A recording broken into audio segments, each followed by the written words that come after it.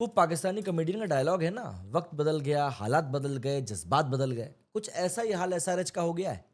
पहले मैच में 240 रन ठोकने के बाद में उम्मीद की जा रही थी कि यार ये टीम जो है भैया, ये टीम तो पक्के से इस बार, सॉरी 240 नहीं 280 ठोके थे इनने, आई एम सॉरी। तो इस बार तो उम्मीद की जा रही थी कि भाई 300 पार तो पक्का है। लेकिन वो कहते हैं ना कि नज़र वाकई में लगती है। और इस बार सनराइजर्स के साथ साथ काव्या जी को भी शायद नज़र लग गई है। 300 तो छोड़िए, 200 बनना भी मुश्किल हो गया है। और इस बार दिल्ली कैपिटल्स के जो बदले हुए तेवर अक्षर अक्षर पटेल के साथ में नजर आ रहे हैं, उन बदले हुए तेवरों में इस बार दिल्ली ने एसआरएच को एसआरएच की स्टाइल में ही पटक के मारा है। सिर्फ मारा नहीं है बल्कि फुल बेइज्जत करके भरे चौराहे पर मारा है भाई। दरअसल दिल्ली कैपिटल्स ने हैदराबाद के साथ में वही किया है जो हैदराबाद अक्सर दूसरी टीमों के साथ में करती है। जी हाँ, एकदम क्लासिक तरीके से अपने ही जाल में फंसा जाना, आप इसी को कहेंगे।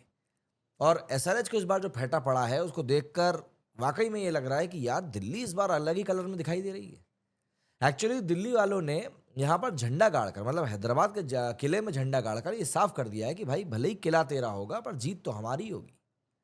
हैदराबाद के बल्लेबाज ऐसे आउट हुए स्टार्क के सामने जैसे उन्हें घर जाने की जल्दी थी। भाई लोगों ने पूरे 20 ओवर बल्लेबाजी भी नहीं करी और ना ही बॉलिंग करी, क्योंकि दिल्ली ने मैच को 16 ओवर में ही निपटा दिया। मतलब एसआरएच वो टीम है जो 300 रन बनाने के सपने लोगों को दिखा रही है, लेकिन दिल्ली के सामने 200 रन भी उनके लिए इतना बड़ा टास्क बन गया कि 300 तो मतलब बहुत वाकई में वो दिल्ली दूर है वाली सिनारियो हो गया। एक्चुअली दिल्ली इस बार लिटरली दिल जीत रही है। एक्चुअली में वो सिर्फ दिल नहीं बल्कि सीधा मैच जीत रही है।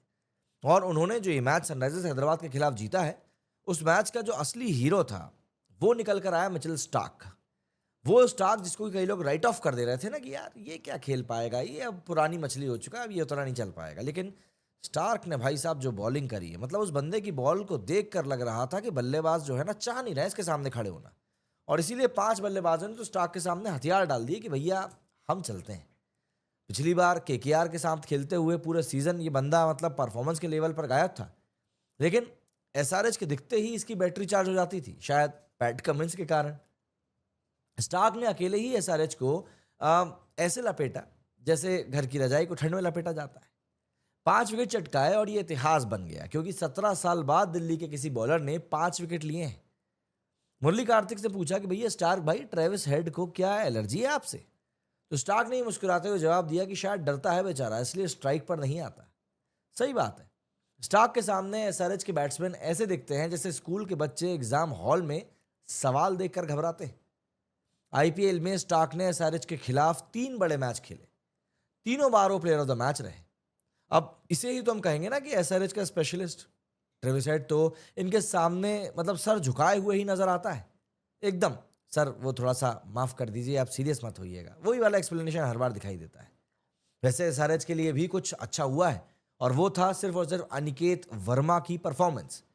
इस बंदे को सिर्फ इस टीम ने 30 लाख रुपए कीमत में खरीदा था, लेकिन ये खेल रहा है करोड़ों वाला। 37 रन पर जब 4 विकेट गिर चुके थे हैदराबाद के, उसके बाद इस बंदे ने 41 बॉलों पर बिना डरे 74 रन ठोक दिए। मतलब जहां पर बड़े बड़े सूरमा फेल होते हुए दिखाई दे रहे थे, वहां पर ये नया नवेला लड़का आया और अकेले ही मैच को बचा कर ले गया।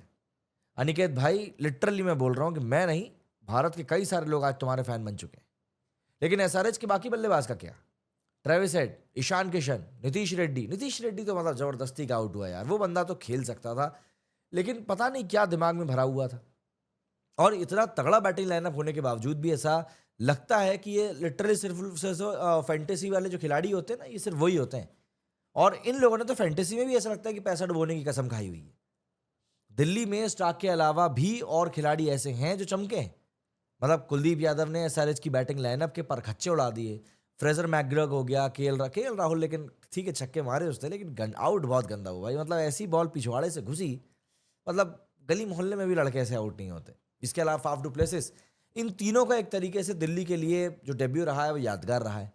फाफ भाई की तो 40 की उम्र में भी ऐसे रन ठोक रहे हैं जैसे कोई कॉलेज का नया नया जोश भरा लड़का हो। और अब जो अगला मैच है वो मुंबई और कोलकाता के बीच में है। मुंबई, वहाँ पर हम बात कर सकते हैं, थोड़ी कमज़ोर ज़रूर दिखाई दे रही है, लेकिन मुझे ऐसा लगता है कि कल वो लोग परफॉर्मेंस के मामले में बहुत तगड़े तरीके से निकल कर सामने आएंगे। लेकिन भाई मैच तो मुंबई में ही है, तो क्या मुंबई में मुंबई की जो डेयर डेविल वाली आत्मा है, क्या वो जाग पाएगी? ये एक बड़ा सवाल है। और अपने झंडे गाड़ पाएगी नहीं गाड़ पाएगी, ये एक बड़ा कंसर्न है। अभी जो मैच चल रहा है वो चेन्नई और आरआर के बीच में चल रहा है, जहां पर कि काफी स्ट्रांग फिलहाल चेन्नई दिखाई दे रही है, पर अब देखते हैं इनका क्या कुछ निकल कर आता है। देखते हैं क्या कुछ होता है आईपीएल में। लेकिन हाँ, फिलहाल के लिए ये बात कहना सही रहेगा कि एसआरएच जो है उसका थोड़ा सा तो भाई चक्का जो है ढीला हो गया है। अब देखते हैं काव्या मैडम टाइट करती हैं कि नहीं।